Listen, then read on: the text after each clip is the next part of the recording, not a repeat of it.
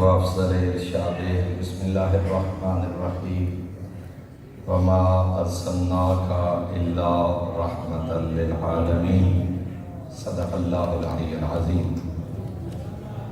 انتہائی محترم و معزز سامعین، سب سے پہلے تو میں شکر گزار ہوں جامعہ جعفریہ کے منتظمین اور بالاخص حجت الاسلام والمسلمین قبلہ مولانا مقبول حسین علوی صاحب کا کہ وہ سالانہ اس ادارہ کے اجلاس کے عنوان سے نہج البلاغہ کانفرنس کا انعقاد کرتے ہیں، اور اتفاق سے کہ مارچ میں ماہ رمضان کے ایام ہیں تو اس سال میں یہ 2 پروگرام منعقد ہو گئے۔ پچھلے سال مارچ میں، اسی 2023 میں، اور اب نومبر میں اس پروگرام کا انعقاد کیا گیا۔ دعا کریم اللہ اس ادارہ کو دن دگنی رات چوگنی ترقی عطا فرمائے، اور قبلہ صاحب اور ان کے ساتھ جتنے لوگ اس کلام معصوم کی ترویج و اشاعت میں اپنا اس کار خیر میں شریک ہیں، مالک ان کو اجر جزیل عطا فرمائے۔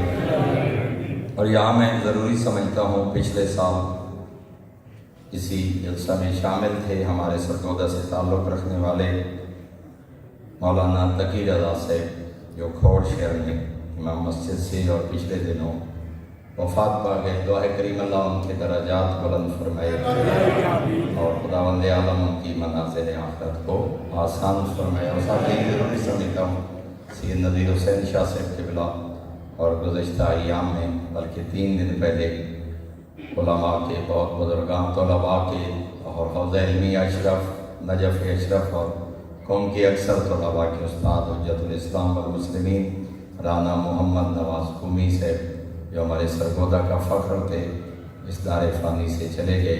مالک ان کے درجات بلند فرمائے، اور بالخصوص گاؤں مٹھیال کے جتنے مومنین اس دار فانی سے چلے گئے ہیں، مالک ان کی منازل آخرت آسان فرمائے۔ میں نے جو آیت مبارکہ تلاوت کی ہے اس مختصر سے وقت میں سیرت النبی کے حوالے سے چند معروضات عرض کرنا چاہتا ہوں۔ سیرت پیغمبر پر جو پہلی کتاب ہے، جو پہلا مصدر ہے، اس کا نام ہے قرآن۔ ماخذ سیرت تمام اگر مخاطب فکر کے ہاں دیکھا جائے تو تمام سیرت نگاروں کے ہاں سیرت سرور دو عالم سب سے پہلے قرآن نے بیان فرمائی، اوصاف پیغمبر بیان فرمائے، فضائل پیغمبر بیان فرمائے، سیرت پیغمبر کو بیان فرمایا، بعثت پیغمبر کو بیان فرمایا۔ اور اگر قرآن کے بعد دیکھا جائے تو جہاں فرامین معصومین علیہ السلام نے ہمیں سیرت پیغمبر سے روشناس کرایا، اس میں سب سے نمایاں مقام آپ کو نہج البلاغہ کے وہ اقوال نظر آئیں گے۔ سرکار امیر المؤمنین علیہ السلام نے جس خوبصورت انداز میں سید الانبیاء کی سیرت کو تنصیلات کے ساتھ، تشبیہات کے ساتھ، اور جتنے خوبصورت انداز میں امیر المؤمنین نے بیان فرمایا ہے، بعد از قرآن آپ کو کسی کا کلام ایسا نہیں ملے گا جس کلام میں اتنے خوبصورت انداز میں سیرت پیغمبر کو بیان کیا گیا۔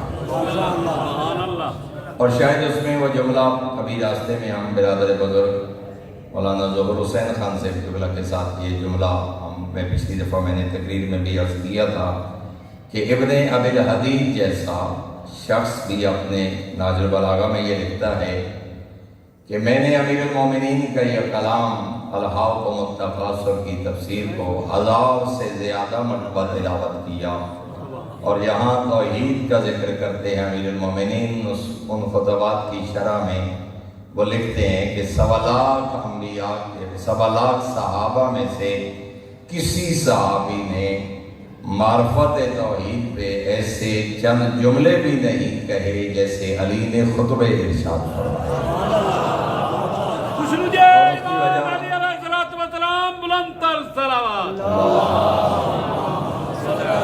اور اس کی وجہ بھی انہوں نے خود بیان کی ہے کہ معلوم یہ ہوتا ہے کہ کوئی ایسے معرفت توحید رکھتا ہی نہیں تھا جیسے عارف خدا علی بن ابی طالب۔ اور وہ کہتے ہیں کہ اگر کوئی معرفت خدا رکھتا ہوتا تو کبھی تو زندگی میں کوئی جملے کہتا، کبھی تو زندگی میں کوئی کلام کہتا۔ امیر المومنین کی طرف سے معرفت توحید پہ خطبات کا موجود ہونا کئی صفحات پہ، اور خیر علی باقی صحابہ کی طرف سے 2 جملوں کا بھی اس معیار پہ نہ آنا اس بات کی دلیل ہے کہ صحابہ میں سے کوئی علی بن ابی طالب علیہ السلام جیسا عارف خدا نہیں تھا۔ اور یہی صورتحال ہمیں سیرت پیغمبر کے حوالے سے بھی نظر آتی ہے، سید الانبیاء کی سیرت کو بھی۔ یہ میری نالائقی ہے، نااہلی ہے، سستی سمجھے۔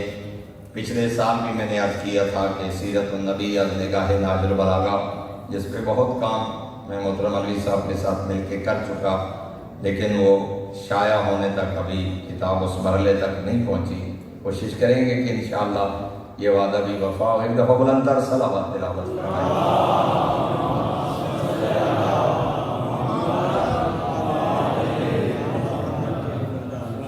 تمام بزرگان کی صحت و سلامتی، طول عمر، بالاخص میرے استاد مکرم ملک العلماء ملک اعجاز حسین صاحب قبلہ اور قبلہ تشریف فرما ہیں علامہ سید محمد تقی شاہ صاحب قبلہ، ان بزرگان کی صحت و سلامتی اور طول عمر کے لیے بلند تر صلوات۔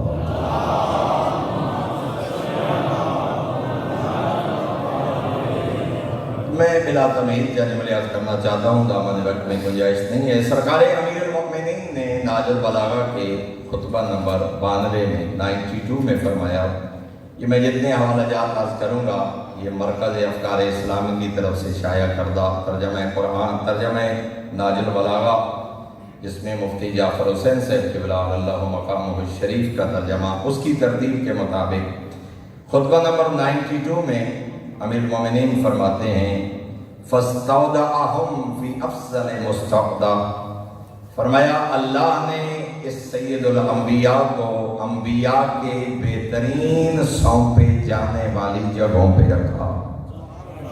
وَأَقَرَّهُمْ فِي خَيْرِ مُسْتَقَرٍ، اور کریم اللہ نے سید الانبیاء کو بہترین ٹھکانوں میں ٹھہرایا۔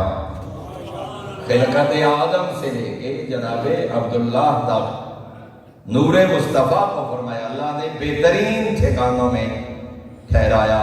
وَتَنَاسَخَتْهُمْ قَرَائِمُ الْأَسْلَابِ إِلَى مُطَهَّرَاتِ الْأَرْحَامِ، اور میرے آقا فرماتے ہیں ان انوار کو اللہ پاکیزہ بلند مرتبہ صلبوں سے اللہ نے پاکیزہ شکموں میں منتقل فرمایا۔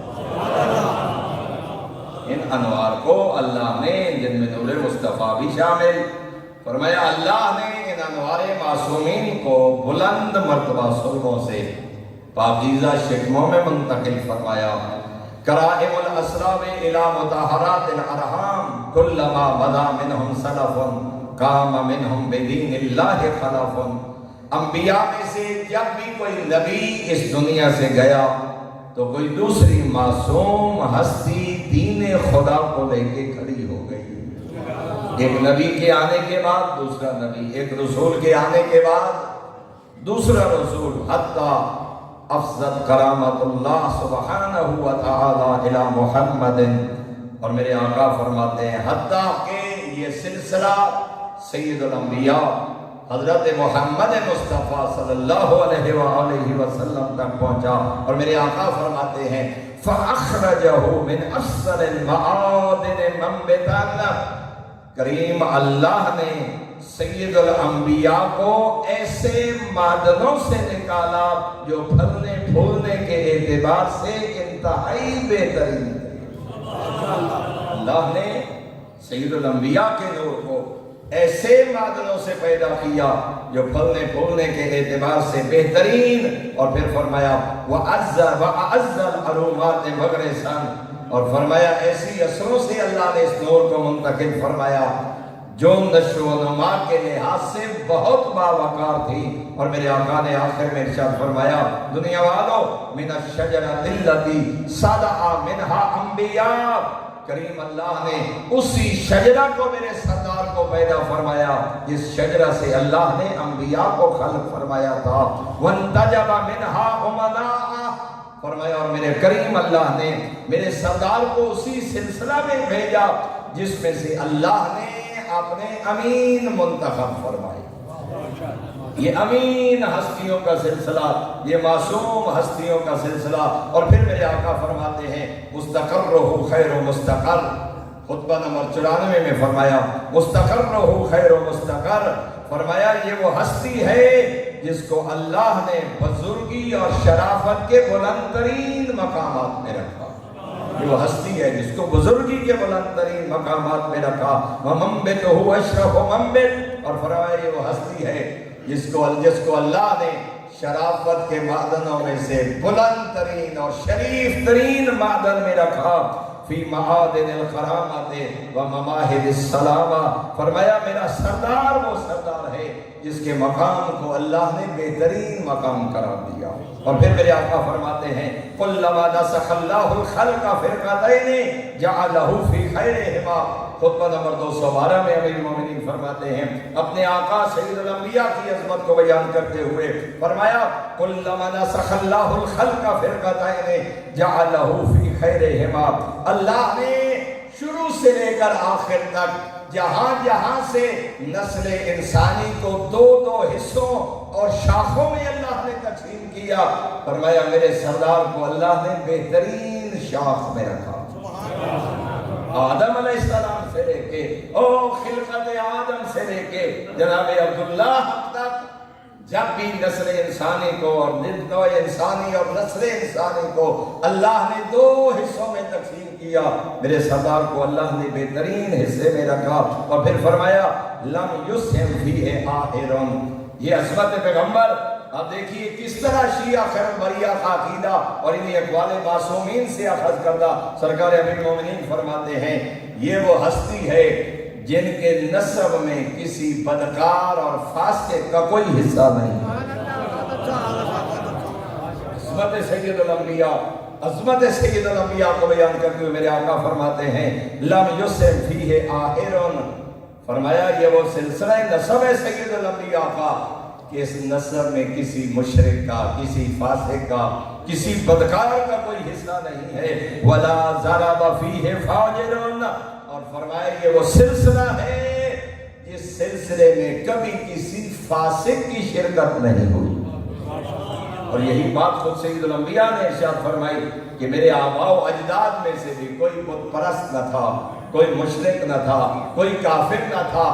اللہ نے عزت والے سلسلوں میں نبی کے نور کو جو ہے وہ قائم رکھا ہے، اور اللہ نے عزت والے اسلاف سے پاکیزہ شکموں میں اس دور نبوت کو منتقل فرمایا۔ اور میرے محترم سامعین، اپنے پیغمبر کی اس عزت و عظمت کو بیان کرنے کے بعد اپنے سردار کی سنت کی اہمیت کو بیان کرتے ہوئے فرماتے ہیں خطبہ نمبر 84 میں میرے آقا نے فرمایا وَأَنزَلَ عَلَيْكُمُ الْكِتَابَ تِبْيَانًا، اللہ نے تم پر وہ کتاب نازل فرمائی جو کھول کھول کے حق کو بیان کرنے والی ہے۔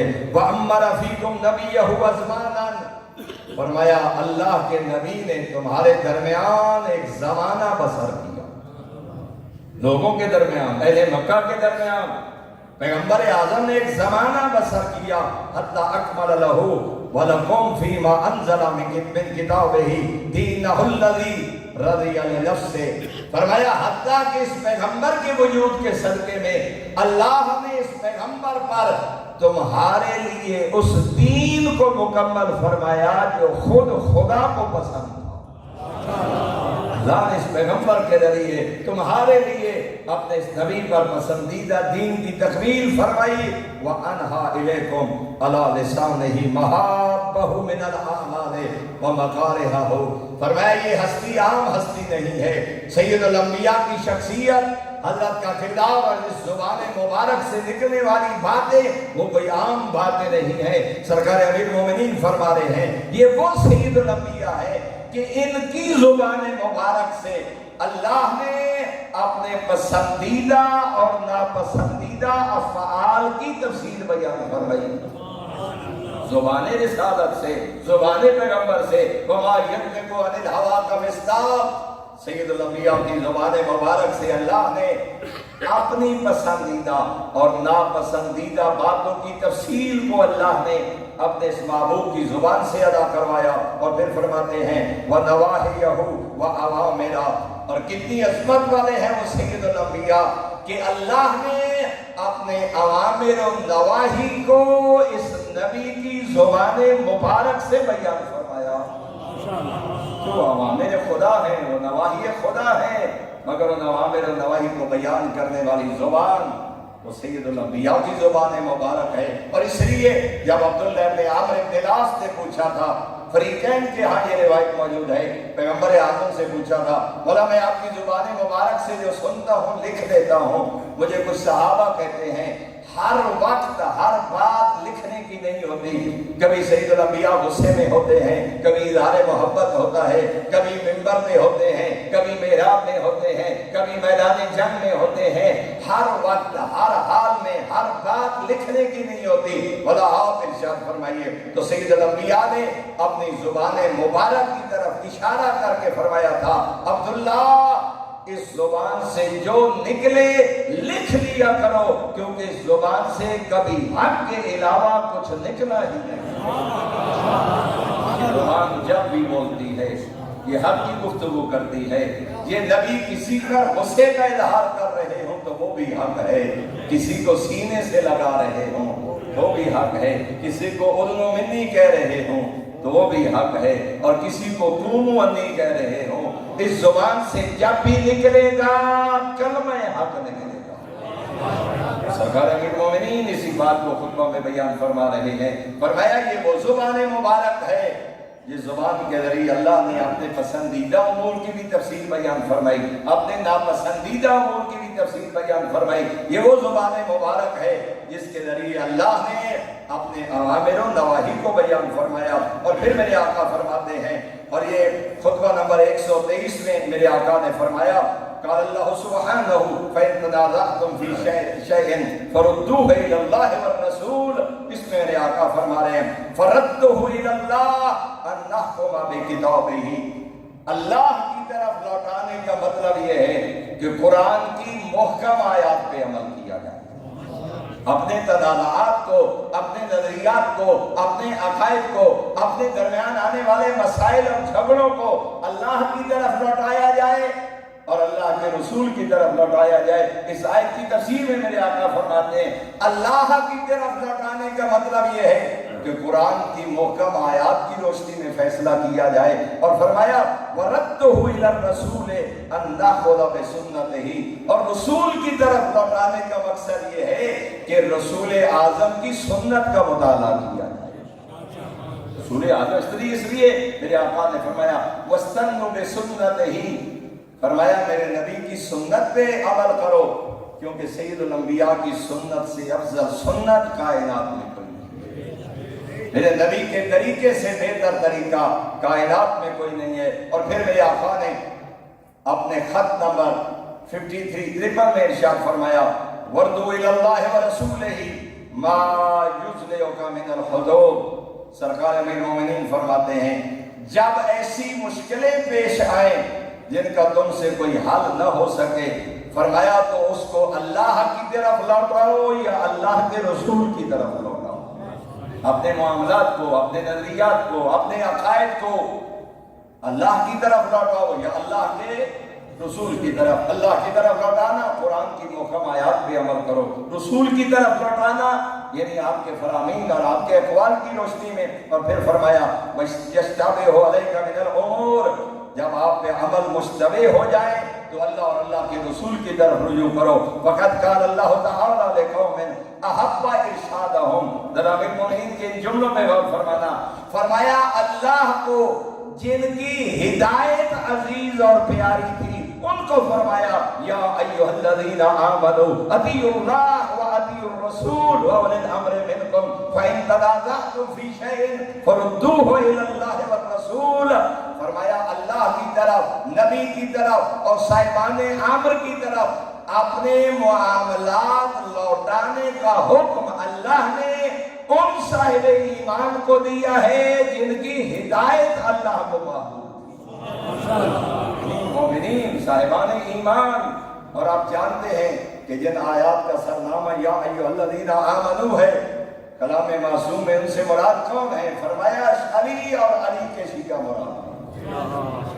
جتنی بھی آیات ہیں یا الذین آمنوا مراد امیر المومنین کے شیعہ ہیں، تو جہاں معصوم فرما رہے ہیں یہ ان لوگوں کے بارے میں فرمایا جن کی ہدایت اللہ کو عزیز تھی، جن کو اللہ ہدایت پر دیکھنا چاہتا تھا۔ اور پھر میرے آقا نے پھر وہی جملہ فرمایا فَرَدُّ إِلَى اللَّهِ الْأَخْذُ بِمُحْكَمِ كِتَابِهِ، اللہ کی طرف لوٹانے کا مقصد یہ ہے کہ قرآن کی محکم آیات کو دیکھا جائے، وَرَدُّ إِلَى الرَّسُولِ الْأَخْذُ بِسُنَّتِهِ الْجَامِعَةِ غیر المفرقہ، اور فرمایا نبی کی طرف رجوع کرنے کا مقصد یہ ہے کہ نبی کے ان متفق علیہ ارشادات پر عمل کیا جائے جن میں کوئی اختلاف نہیں ہے، نبی کے اقوال کی طرف۔ اور یہاں میں ایک حقیق جملہ کیے دیتا ہوں، عام طور پر محافل میں، مجالس میں اور عام طور پر لوگوں میں ایک جملہ سنا جاتا ہے، پنجابی میں جملہ لوگ کہتے ہیں صحیح عقیدہ ہر قیدہ اپنا۔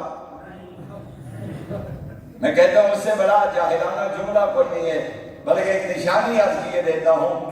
جو بندہ کہتا ہے نا عقیدہ ہر کسی کا اپنا، وہ چاہے منبر میں کہے، چاہے محفل میں کہے، چاہے محراب میں کہے، چاہے ڈیرے پہ بیٹھ کے کہے، چاہے کسی بحث و مباحثہ میں جب کوئی یہ کہے نا کہ بس یہ عقیدہ ہر کسی کا اپنا، سمجھ لو کوئی دین کے ساتھ دو نمبری کرنے والا ہے، سمجھ لو یہ اپنے کسی قیاس کو دین بنانا چاہتا ہے، اس لیے کہتا ہے کہ عقیدہ ہر کسی کا اپنا۔ اللہ کے بندے تجھے کس نے کہا ہے عقیدہ ہر کسی کا اپنا؟ اگر عقیدہ ہر کسی کا اپنا ہے اللہ نے 1.25 لاکھ انبیاء کیوں بھیجے؟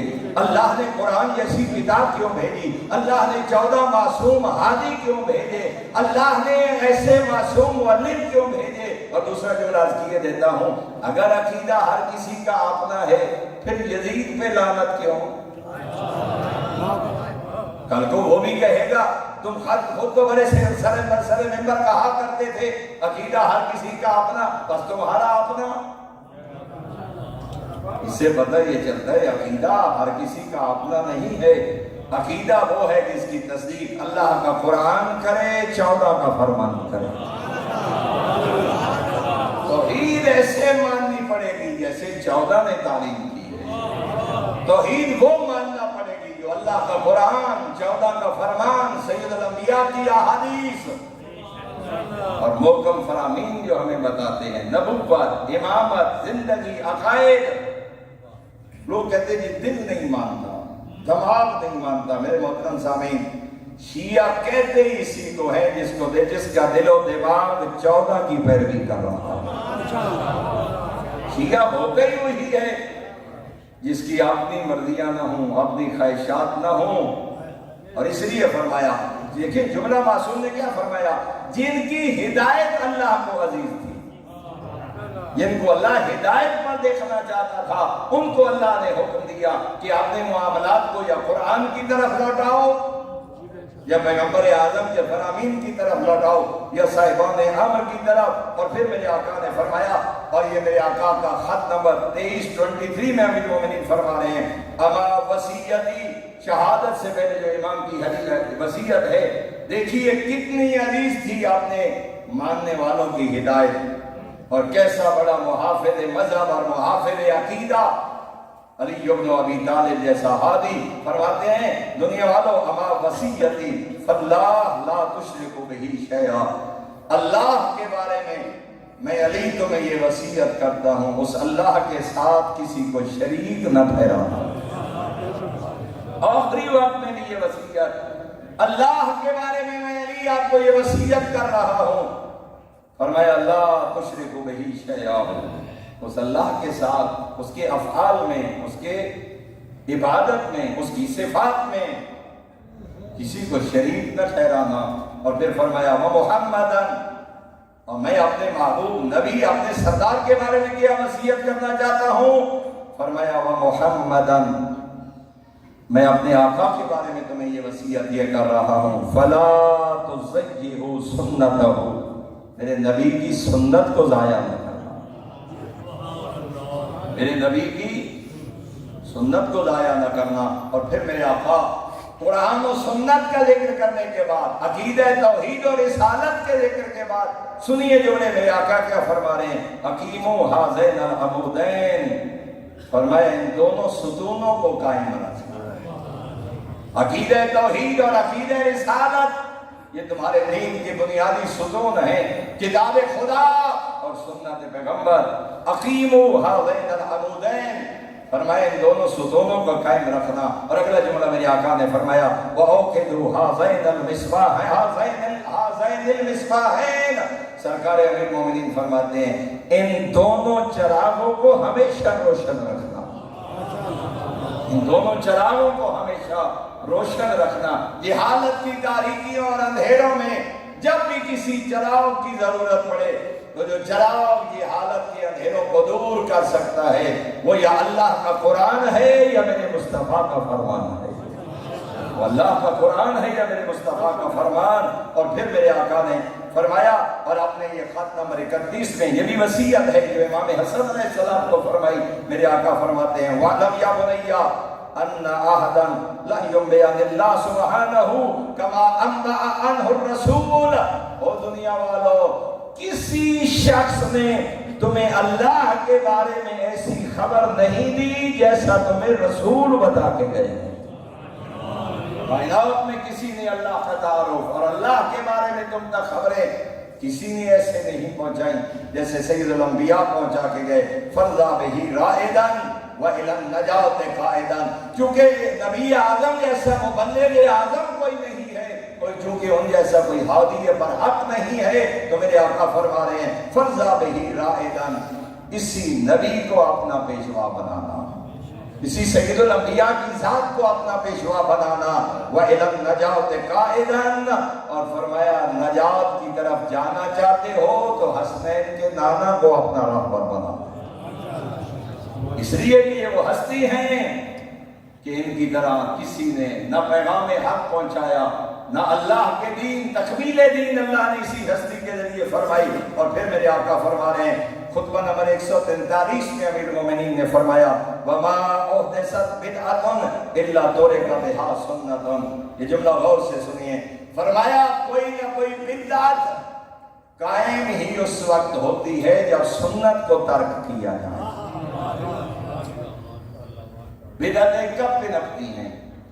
معاشرے میں، گھروں میں، خاندانوں میں، ممبروں پر، مذاہب میں، ادیان میں، عقیدہ میں، عمل میں۔ فرمایا بدعت تب وجود پاتی ہے جب کسی سنت کو ترک کیا جائے۔ فَاتَّقُوا الْبِدَعَ وَالْزَمُوا الْمَحْيَا، سرکار امیر المومنین فرماتے ہیں میں علی تمہیں نصیحت کر رہا ہوں بدعتی لوگوں سے بچ کے رہنا۔ بولے فرمائیے نا، میں علی تمہیں وصیت کر رہا ہوں بدعتی لوگوں سے، جو ترجمہ مفتی صاحب قبلہ نے کیا ہے۔ امیر مومنین فرماتے ہیں میں علی تمہیں کہہ رہا ہوں بدعتی لوگوں سے بچ کے رہنا۔ اور فرمایا وَالْزَمُ الْمَحْيَا، روشن طریقوں پہ جمع رہنا۔ اور وہ روشن طریقہ کیا ہے؟ پیغمبر اعظم کا طریقہ روشن طریقہ ہے، پیغمبر اعظم کا راستہ جو ہے وہ روشن راستہ ہے۔ اور میرے محترم سامعین، احتجاج میں روایت موجود ہے، اسی فرما ہے مولانا ظہور حسین خان صاحب قبلہ نجفی، میرے برادر بزرگ، میں نے سب سے پہلے یہ حدیث انہی کی زبان سے سنی تھی ایک گفتگو میں، اور جملہ میرا خیال ہے ہم خاص طور پر صاحبان ممبر کے لیے اور سننے والوں کے لیے شاید اس سے زیادہ بہتر اسرائی جملہ میں نہ کہہ سکوں کہ معصوم فرما رہے ہیں بدعات کو پھیلانے والا اور ہمارے شیعہ کو گمراہ کرنے والا اور بد عقیدہ کرنے والا عالم لشکر یزید سے بھی زیادہ نقصان پہنچانے والا ہے۔ احتجاج میں روایت ہے معصوم، فرمایا لشکر یزید سے بھی زیادہ خطرناک اور نقصان پہنچانے والا ہے ہمارے ماننے والوں۔ اور اس کی معصوم نے وجہ بھی بیان فرمائی، فرمایا لشکر یزید کے سپاہیوں نے کربلا امام حسین علیہ السلام کے ساتھیوں اور لشکر والوں کے بدنوں کو زخمی کیا۔ یہ بد عقیدہ خطیب ہمارے شیعہ کی روحوں کو زخمی کرتا ہے۔ وہاں کربلا میں موجود لوگ امام کا کرتا لوٹ کے لے گئے، امامہ لوٹ کے لے گئے، مال و متاع اہل بیت کا لوٹ گئے۔ یہ وہ بدبخت ہے جو لوگوں کا ایمان لوٹ کے لے جاتا ہے، یہ وہ شخص ہے جو لوگوں کی نجات کو لوٹ کے لے جاتا ہے۔ جو لوگوں سے جنت چھین کے جہنم کے راستے میں لگا کے چلا جاتا ہے. اور یہ کون ہے؟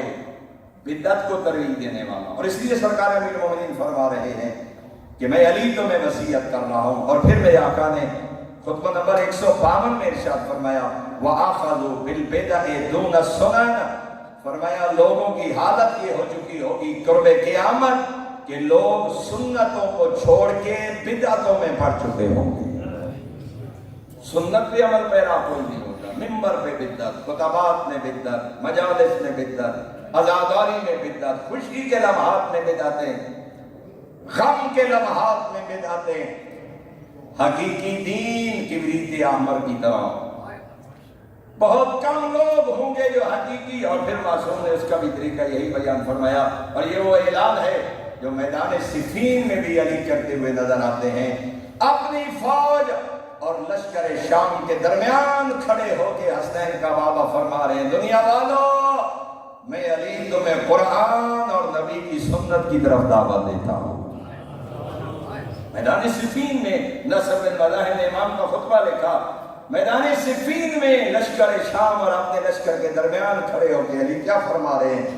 آج بھی علی تمہیں دعوت دے رہا ہے، آؤ کتاب خدا کی طرف، آؤ میرے نبی کی سنت کی طرف. اور اگلا جملہ میرے آقا نے ارشاد فرمایا جتنا قرآن اور سنت سے دور ہوتے جاؤ گے اتنا ہدایت سے دور ہوتے چلے جاؤ گے. جتنا قرآن و سنت کی قربت حاصل کرتے جاؤ گے اتنا حق کے قریب ہوتے چلے جاؤ گے. بس آخری روایت اور میری گفتگو تمام ہوئی. میرے آقا نے فرمایا وَإِنَّهُ سَيَأْتِي، اور خطبہ نمبر 145 میں میرے آقا کے یہ جملے موجود ہیں. وَإِنَّهُ سَيَأْتِي عَلَيْكُمْ مِنْ بَعْدِ زَمَانٌ، ہمارے بعد ایک ایسا زمانہ آئے گا لَيْسَ فِيهِ شَيْءٌ أَخْفَى مِنَ الْحَقِّ، فرمایا حق سے زیادہ مخفی کوئی چیز نہ ہوگی لوگوں کی جگہ ہوگی.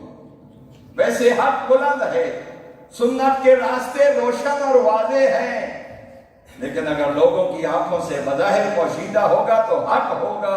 اور پھر میرے آقا فرما رہے ہیں وَلَا أَظْهَرَ مِنَ الْبَاطِلِ، معاشرے میں باطل کا بول بالا ہوگا. وَلَا أَكْثَرَ مِنَ الْكَذِبِ عَلَى اللَّهِ وَرَسُولِهِ، اور میرے مومنین فرماتے ہیں ایسا زمانہ آئے گا جب اللہ اور رسول پر جھوٹ بولنے والوں کی اکثریت ہوگی.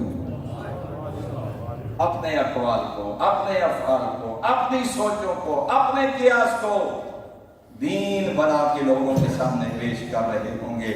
میرے محترم سامعین، ہمارے سامنے دو چیزیں ہیں. انی تارکم فیکم الثقلین، پیغمبر فرما رہے ہیں میں تمہارے درمیان دو گراں قدر چیزیں، دو بھاری چیزیں، دو قیمتی چیزیں چھوڑ کے جا رہا ہوں. ایک کتاب خدا اور دوسرے میرے اہل بیت. ما ان تمسکتم بہما لن تضلوا بعدی ابدا، جب تک ان دونوں سے تمسک اختیار کرو گے تمہارے ایک ہاتھ میں قرآن ہوگا دوسرے ہاتھ میں دامن اہل بیت ہوگا.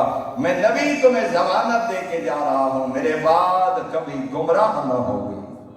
وَلَن يَفْتَرِقَ حَتَّى يَرِدَ عَلَيَّ الْحَوْض، اور اتنا ساتھ ہے قرآن اور اہل بیت کا. فرمایا حوض کوثر کے آنے تک قرآن میری اہل بیت سے جدا نہ ہوگا، میرے اہل بیت قرآن سے جدا نہ ہوگا. میرے محترم، ہمارے لیے پیغمبر اعظم جو ہدایت کی ضمانت دے کے گئے ہیں، میں آخری پیغام عرض کر کے گفتگو تمام کرتا ہوں. ماہ ربیع الاول گزرا، نالین پیغمبر کی شبی، کوئی امامے پہ سجا رہا ہے، کوئی جیب پہ سجا رہا ہے، گاڑی، موٹر سائیکل، گھر، چوک، مدرسہ، نالین پیغمبر کی شبی بنا کے اور اس پہ لائٹنگ کر کے اپنی محبت کا اظہار کیا جا رہا ہے. اچھی بات ہے نسبت پیغمبر اور محبت کی چیزوں کے ساتھ، نبی کی چیزوں کے ساتھ محبت کا اظہار، لیکن میں پوری ضمانت سے یہ کہہ سکتا ہوں وہ نبی کا کلمہ پڑھنے والوں، تمہاری ہدایت کے لیے نبی نالین چھوڑ کے نہیں گئے، ثقلین چھوڑ کے گئے. تمہاری ہدایت کے لیے اللہ کے نبی نالین چھوڑ کے نہیں گئے. آپ کی اور میری ہدایت کے نبی ثقلین چھوڑ کے گئے. کیا ہے تمسک بالقرآن؟ آج پیپر پہ شائع قرآن ہو، ریشمی غلاف ہو، گولڈن رحل میں رکھ کے بلند جگہ پہ رکھ دیا جائے، صبح شام چون لیا جائے، جھوٹی سچی قسم اٹھانے کے لیے قرآن کو سر پہ رکھا جائے. یا بیٹی کو رخصت کرتے وقت قرآن کے زیر سایہ گزارا جائے، یہ بدعات ہماری اپنی نافذ کردہ ہیں۔ یہ تمسک بالقرآن نہیں ہے۔ تمسک بالقرآن یہ ہے کہ جس نبی کی زبان کے ذریعے اللہ نے اپنے دین کی تکمیل فرمائی ہے، یا قرآن پڑھیے یا اس نبی کا فرمان پڑھیے۔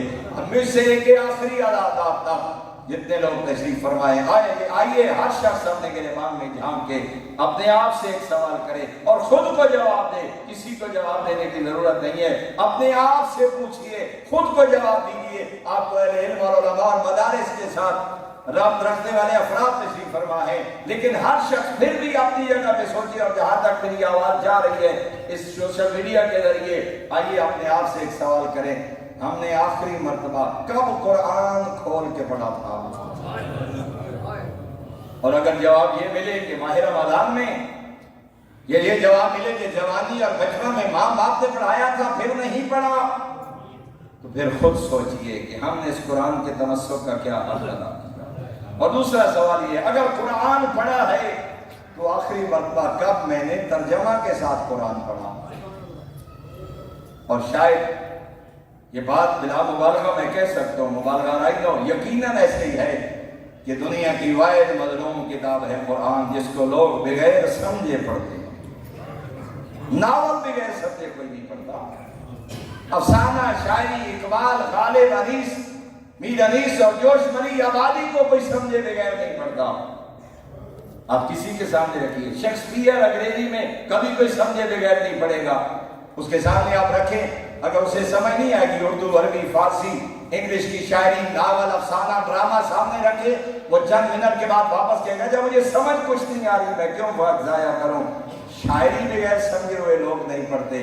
کتنی مظلوم کتاب ہے قرآن، 50 سال پڑھتے ہوئے گزر گئے، ابھی تک یہ پتہ نہ چل سکا انما یرید اللہ کس کے حق میں نازل ہوئی ہے۔ کتنی مظلوم ہے وہ کتاب قرآن، جس کو کبھی کسی نے ترجمہ کے ساتھ پڑھنے کی کوشش ہی نہ کی۔ مت کوشش کیجیے کہ میں نے ماہ رمضان میں 10 بار ختم قرآن کر لیا یا 5 بار ختم قرآن کر لیا۔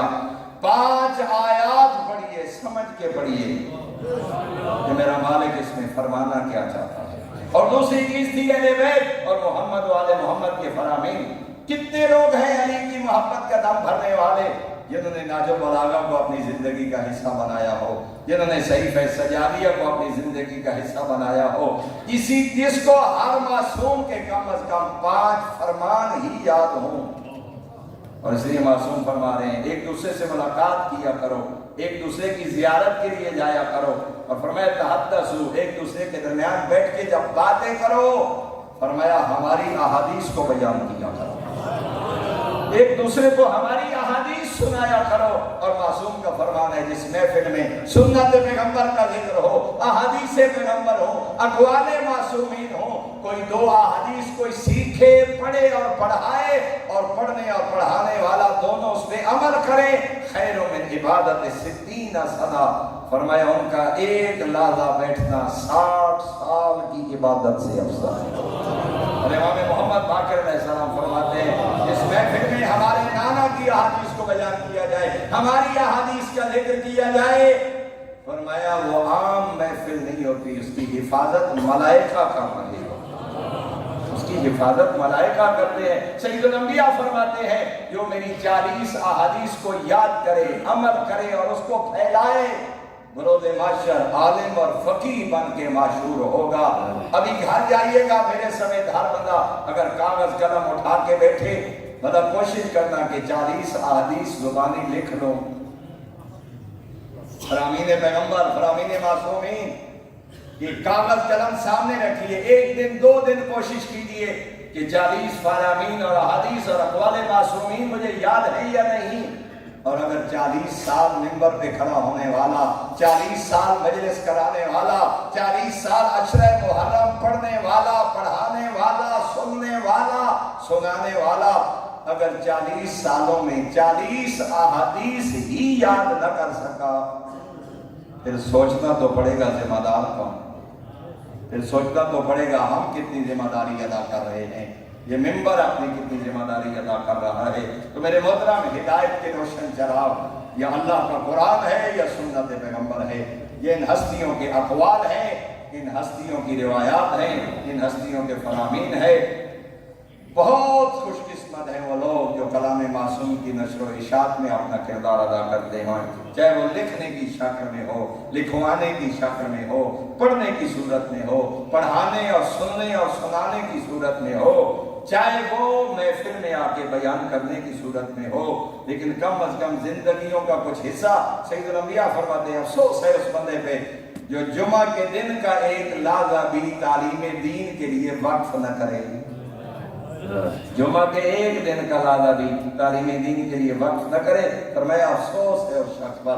دعا ہے کریم اللہ ہمیں قرآن، فرامین معصومین علیہ السلام، سنت پیغمبر پر عمل کرنے کی توفیق عطا فرمائے۔ ہمیں قرآن اور آل محمد کے فرامین پڑھنے، پڑھانے، سننے، سنانے اور ان کی نشر و اشاعت کی مالک توفیق عطا فرمائے، اور پھر ان کو اپنی زندگیوں میں حصہ بنانے کی مالک توفیق عطا فرمائے۔